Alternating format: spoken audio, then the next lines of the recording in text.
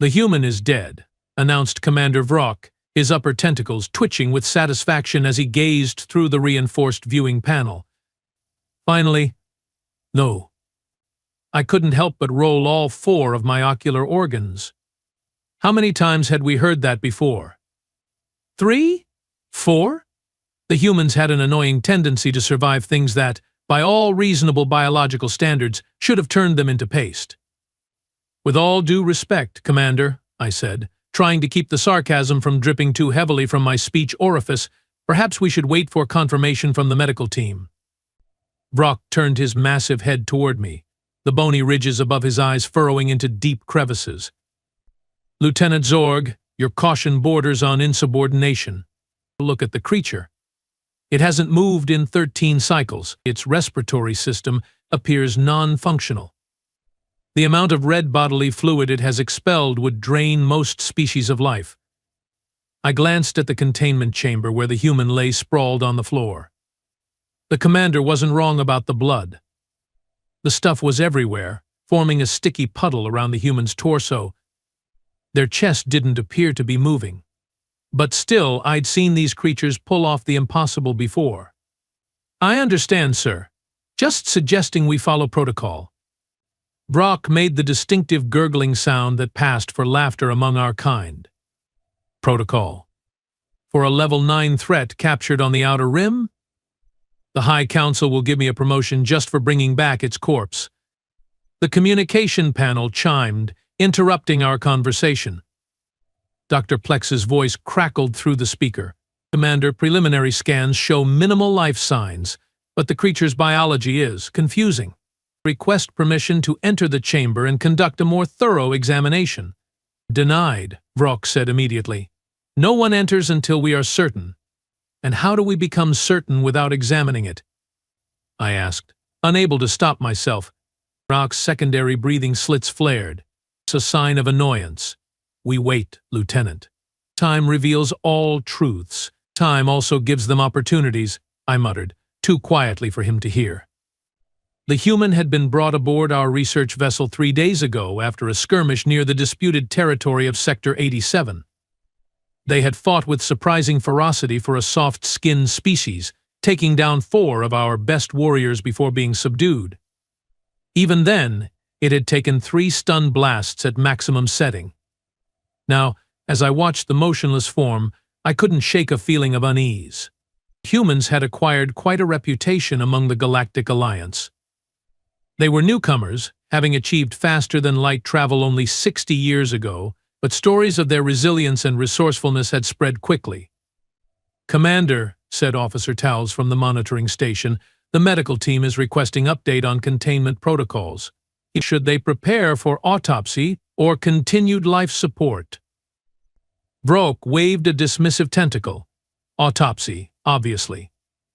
But tell them to wait for my direct order." I moved closer to the viewing panel, studying the human's features. They were smaller than average for their species, with patches of dark fiber on their head. Their exoskeletal protection, what they called armor, had been removed upon capture, leaving them in a simple body covering of dark material. "Sir," I ventured, "perhaps we should consult the Xenobiological Threat Assessment Manual.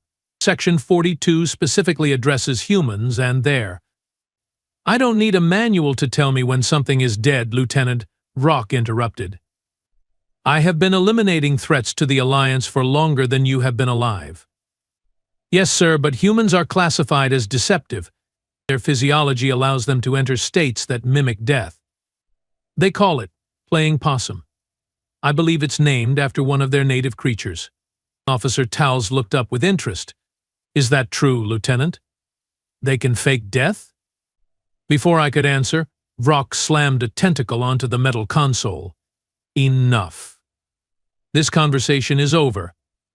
The specimen is dead. We will proceed with standard protocols for biological research on expired threats." Just then, something caught my attention. A twitch, subtle, almost imperceptible, but definitely there. The human's finger had moved. "Commander," I said urgently, "I just saw movement." Vrock didn't even look at the viewing panel. Muscular spasms after death are common across species. Your paranoia is noted, Lieutenant, but not appreciated. I bit back a retort and kept my eyes fixed on the human. There it was again, a slight tension in the jaw muscles. Sir, with respect, I really think. The lights in the corridor suddenly dimmed, then flickered back to full brightness.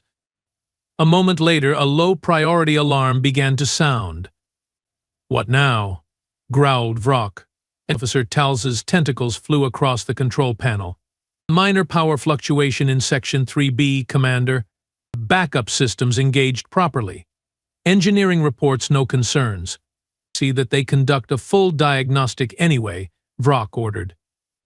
"I want this ship operating at peak efficiency when we present our findings to the Council." I couldn't tear my gaze away from the human. Something about the timing of that power fluctuation felt convenient. Humans were known to be surprisingly adaptable to alien technology. Could they somehow affect our systems even from within a containment field? "Commander, I recommend increasing the guard presence outside the containment area," I said. Vrock made a dismissive gesture. "You recommend many things, Lieutenant. Fortunately, I don't have to listen to most of them." I suppressed a frustrated click from my mandibles. The commander's arrogance would get us all killed if the human was indeed still alive and planning something. "Should we at least notify Captain Grawl about the specimen status?" I pressed. "The captain has more important matters to attend to than a dead human," Vrock replied. "The quantum drive recalibration requires her expertise." Another convenient absence, I thought. Our most experienced officer busy elsewhere on the ship. "Sir," called Talz suddenly, "I'm detecting unusual energy readings from the containment field." Vrock finally looked concerned. "Explain." "The field integrity is stable, but there's a harmonic resonance pattern I can't identify. It's as if something is testing the field's frequency." I shot a pointed look at the commander. "Still convinced the human is dead, sir?" For the first time, doubt crossed Vrock's features. He moved to the control panel, pushing Talz aside with a tentacle. He increased containment field strength by 20%, and alert security. Too late, I thought, as the overhead lights flickered again, more dramatically this time. A moment later, the containment field shimmered visibly before stabilizing. "What's happening?" demanded Vrock. "Unknown, sir," replied Talz, genuine fear in his voice. "The system shows the field at full strength, but the energy signature is changing." I moved to the emergency protocols station and activated the communication system. Security to containment level, priority 1, possible hostile activity. The humans still hadn't moved, at least not in any way we could see, but I was certain now they were conscious and somehow interfering with our systems. "Lock down all access points," ordered Vrock, finally taking the threat seriously. "And get me a direct line to the captain." The ship's lighting dimmed again, and this time stayed dim as emergency lighting kicked in. The characteristic hum of the engines altered its pitch slightly. "Sir, we have lost primary power to this section," reported Talz, switching to auxiliary systems. "How is this possible?" Vrock's voice had lost its confidence. "The human has no technology. We scanned it thoroughly upon capture." I pulled up the capture report on my datapad. According to this, the human was wearing some kind of neural interface when apprehended. It was classified as non-threatening and stored in Security Locker 7C. Vrock's complexion paled, turning from its normal blue to an alarming gray. "And where exactly is Locker 7C located?" "Section 3B, I replied grimly, "where the first power fluctuation occurred." The realization hit us both simultaneously. The human hadn't been unconscious or dying, they had been concentrating, perhaps communicating somehow with their stored technology. "All lockdown," bellowed Vrock. "All personnel to battle stations." But even as he gave the order, the containment field surrounding the human visibly collapsed. The previously motionless figure sat up with deliberate slowness, turning to look directly at the viewing panel. Despite the blood covering half their face, they smiled. Not a friendly smile. the kind of smile our cultural databases classified as predatory.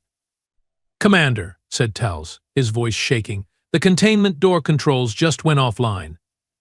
The human stood up, seemingly unconcerned about their injuries. They stretched casually, as if waking from a pleasant nap rather than recovering from what should have been fatal wounds. "Get me a weapon," hissed Vrock. I moved to the emergency armament cabinet and keyed in my access code. The panel flashed red.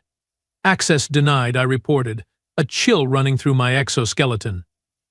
The human walked to the containment door and placed a hand against it.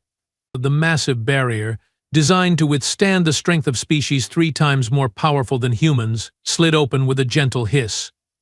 "How are they doing this?" whispered Tals. "The neural interface," I realized aloud.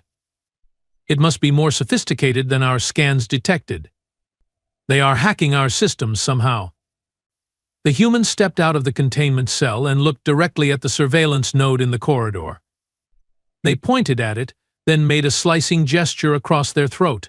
The surveillance feed cut immediately. "We are blind," I reported unnecessarily. "Seal the bridge," ordered Vrock, his voice tight with fear. "Alert all sections.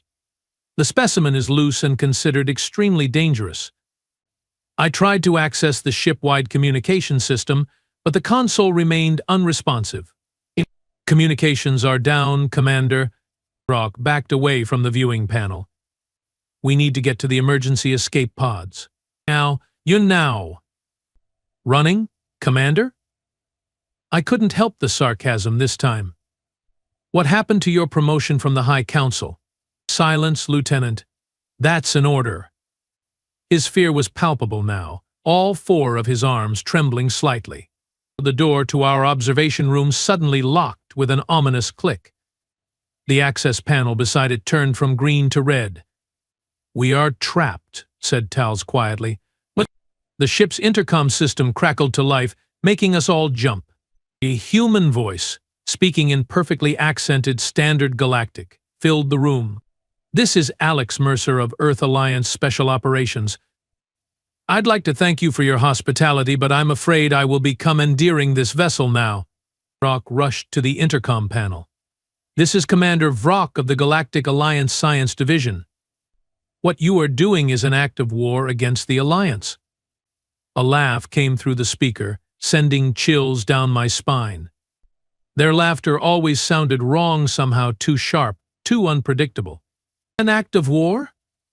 That's rich, coming from the folks who attacked an unarmed research vessel in neutral space.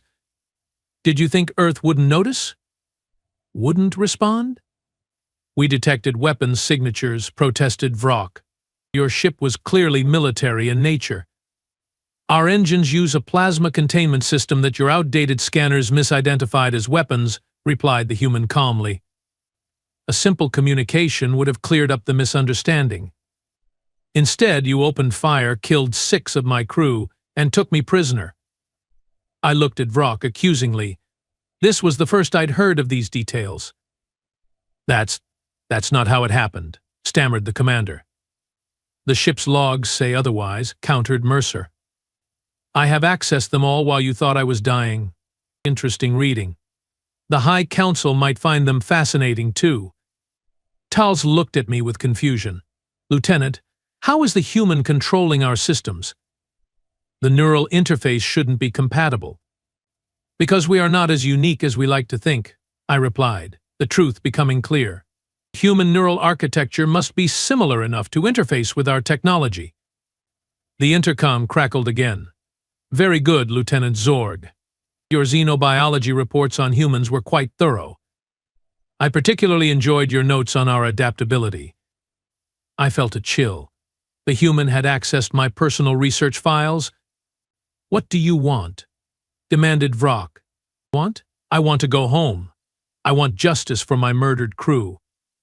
But right now I will settle for control of this ship and a direct line to your High Council." Vrock's color had shifted completely to ash gray now. "You will never get away with this. There are over 70 crew members on board." "Correction," said Mercer. "There were 73 crew members. Currently, 68 are locked in their quarters, wondering why the doors won't open. The other 5 are in the medical bay with moderate injuries. Oh, and you 3, of course, bringing the total to 71. I did the math quickly. 2 missing. Very observant, Lieutenant, the human replied, and I could hear the smile in their voice. Your security chief made poor decisions. Your navigation officer, however, has been quite helpful. Traitor. Spat Vrock. Survivor, corrected Mercer. She recognized the situation for what it was. Now, I will be arriving at your location in approximately 30 seconds. I suggest you prepare yourselves for a conversation about the future of human-alliance relations. The intercom went silent. Vrock looked around frantically, as if searching for an escape route that didn't exist. What do we do, Commander? Asked Tals, his voice trembling. For once, Vrock had no orders to give. He had underestimated the human, and now we were all paying the price. I moved away from the others, positioning myself near the door. We cooperate, I said firmly.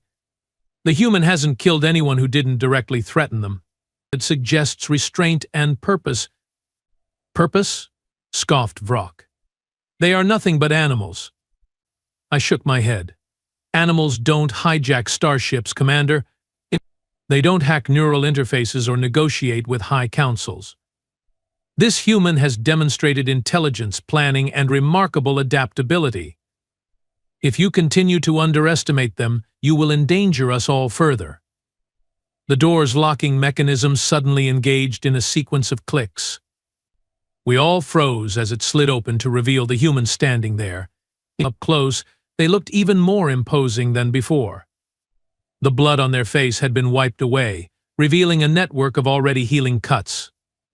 In one hand, they held what I recognized as a modified version of our own stun pistol. Gentlemen, said Alex Mercer with that same predatory smile, I believe we have some matters to discuss. Vrock lunged forward suddenly, his combat training overriding his fear. The human's reaction was blindingly fast. The stun pistol discharged with a sharp crack, and Vrock collapsed to the floor, all 4 limbs twitching. Anyone else feeling heroic? Asked Mercer, glancing between Tals and me. Tals immediately raised his tentacles in surrender. I'm just a systems officer, he said quickly. The human turned to me. And you, Lieutenant Zorg? You have been the voice of reason so far. Will you continue in that capacity? I studied the human carefully. Despite their confident demeanor, I could see signs of genuine injury. The healing cuts, the careful way they held their torso, suggesting broken ribs or internal damage. Yet they had overcome our security, our technology, and our commander through sheer resourcefulness. I serve the Galactic Alliance, I replied evenly. But I also recognize when cooperation is the logical course of action. Mercer nodded approvingly. Good. Then let me explain how this is going to work. Your captain and I have already had a productive conversation, and this ship will be escorting me back to the nearest Earth outpost, in exchange for the safe return of your vessel and crew. The Alliance will open formal investigations into the unprovoked attack on my research ship. And if the Alliance refuses? I asked. The human's smile faded, replaced by something colder and harder.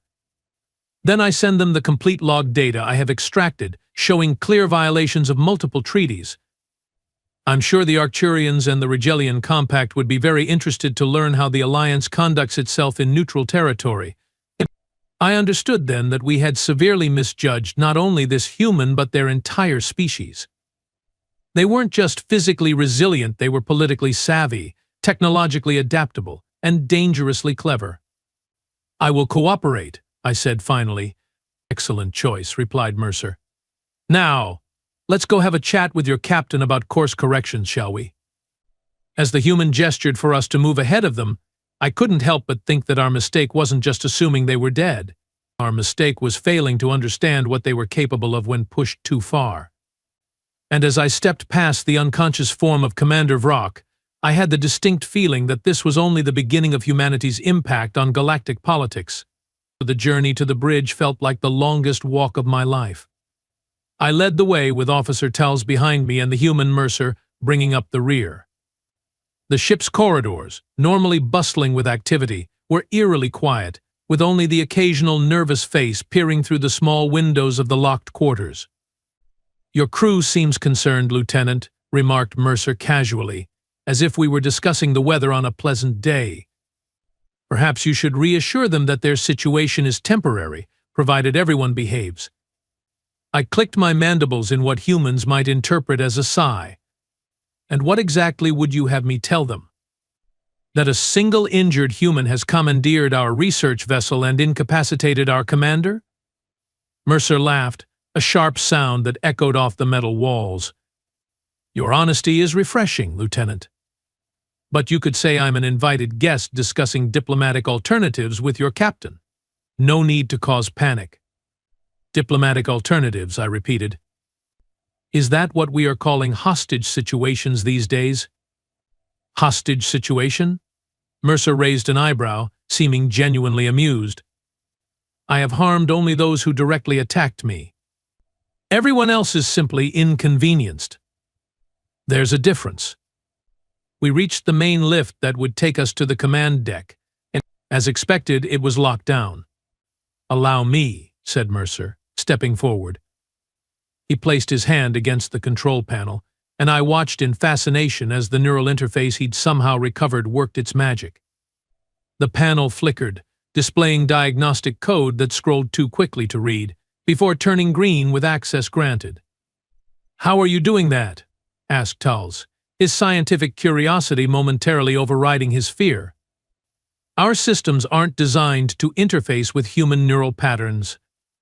Mercer stepped into the lift, motioning for us to join him. "Your ship's primary architecture is based on the Solarian design paradigm, correct?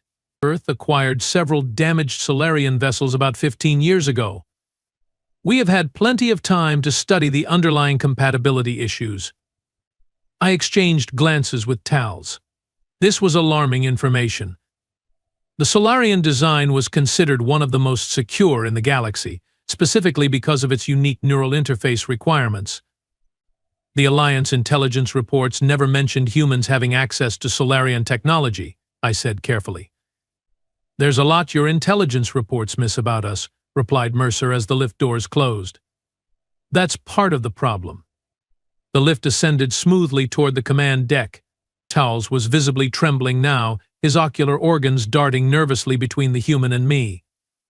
I tried to project calm for his sake, but truthfully my own anxiety was mounting. The situation was unprecedented.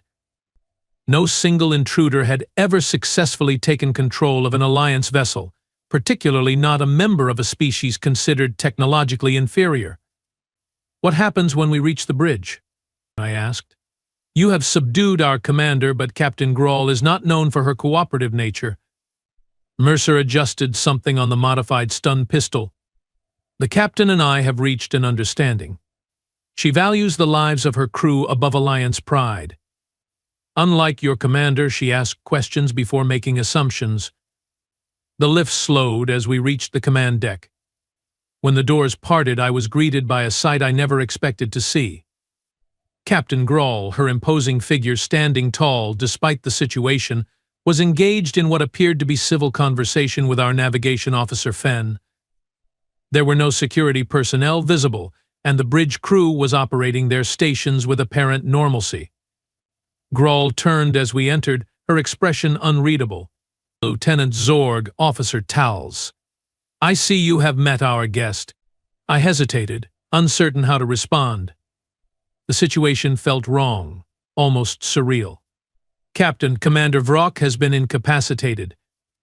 The human has gained control of multiple ship systems and—" "I'm aware of the situation, Lieutenant," interrupted Grawl, raising a hand to silence me.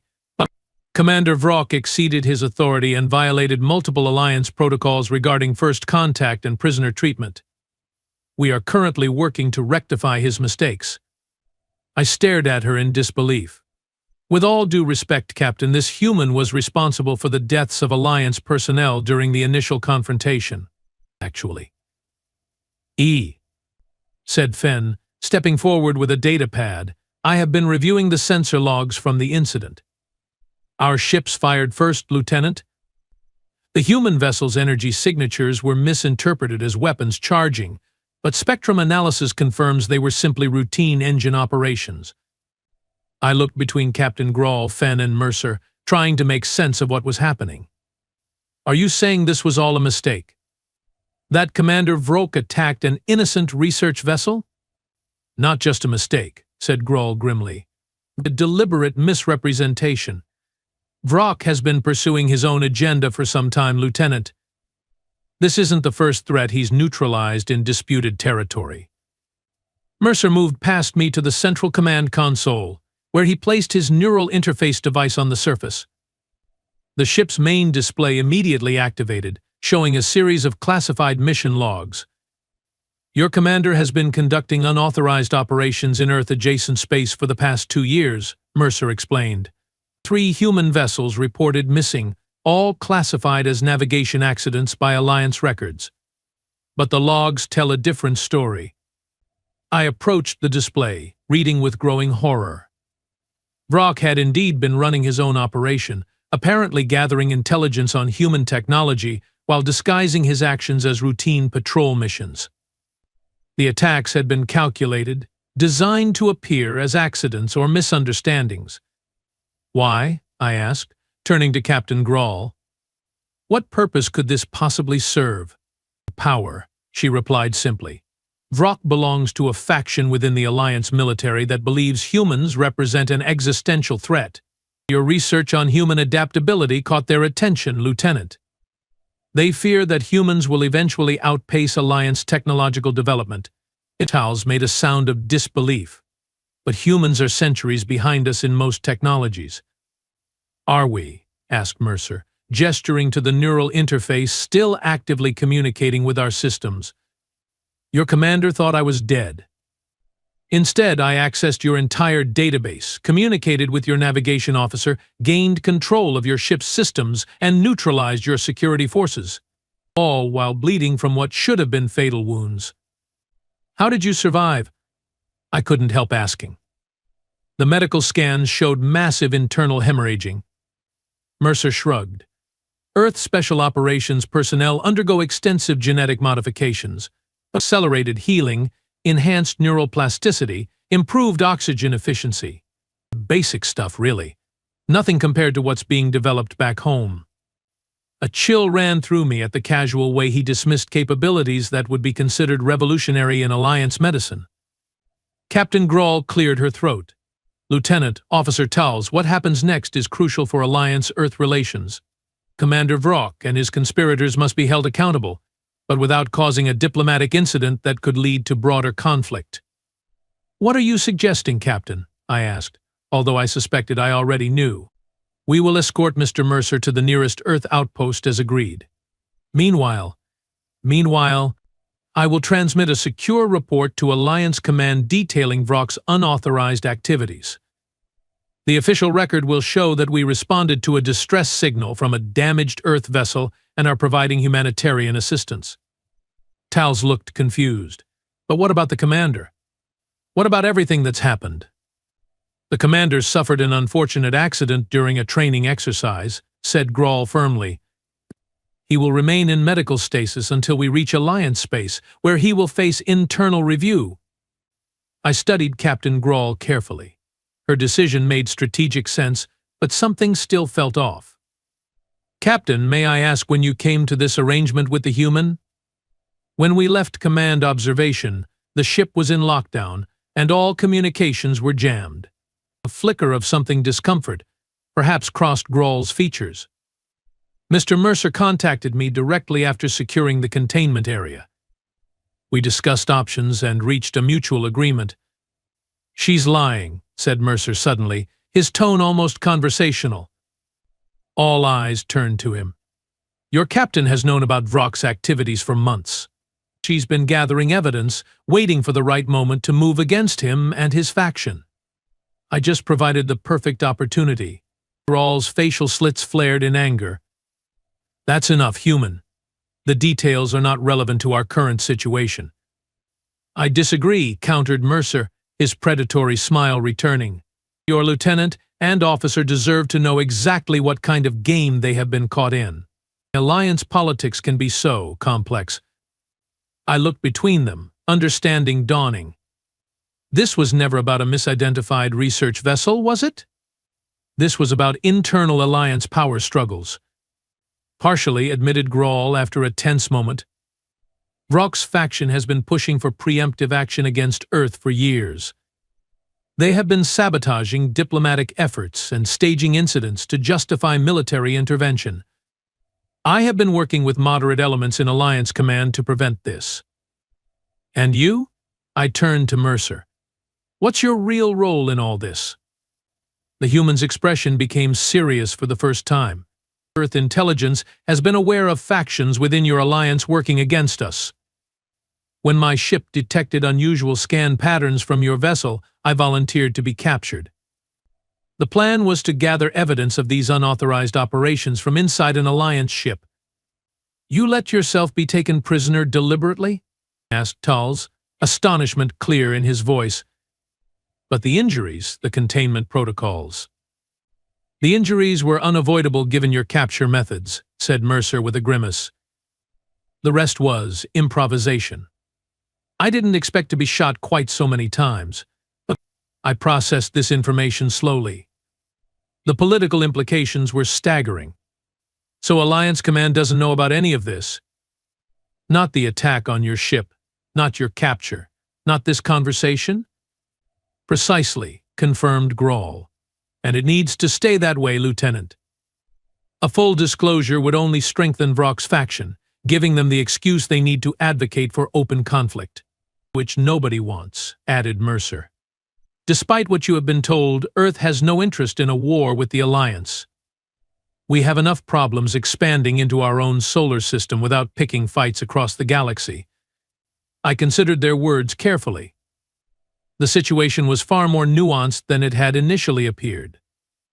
Both Captain Grawl and the human were engaged in a delicate balancing act, trying to address a genuine threat while preventing it from escalating into something worse.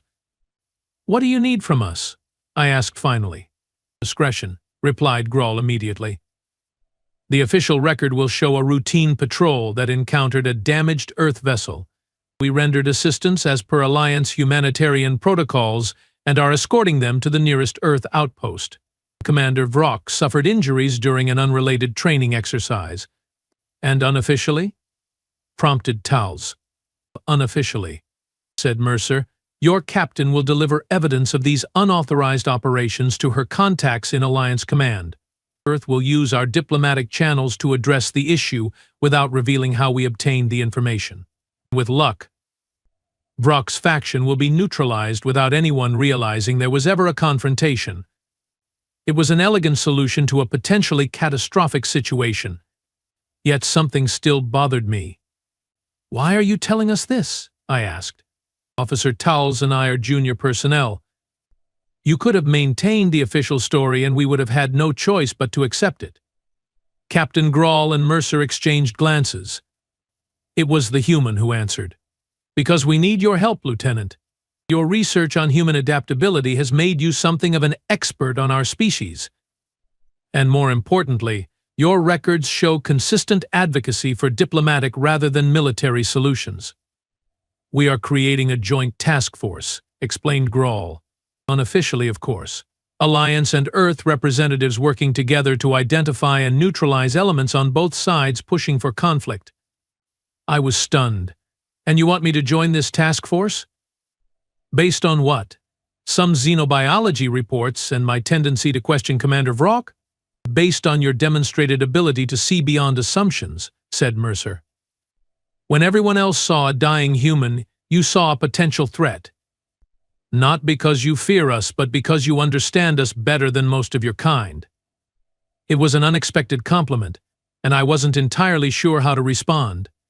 And Officer Talz has exceptional analytical skills and no political connections to Vrock's faction, said Grawl.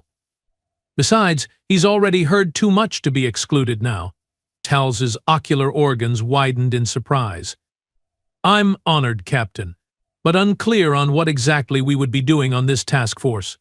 Building bridges, said Mercer simply, but learning to work together before we are forced to fight together. Against what? I asked, suddenly concerned. Captain Grall's expression grew solemn. There are threats in this galaxy far worse than humans or the Alliance, Lieutenant. Threats that will require cooperation if either of our species is to survive the next century. The ship's navigation console chimed, indicating we were approaching a course decision point.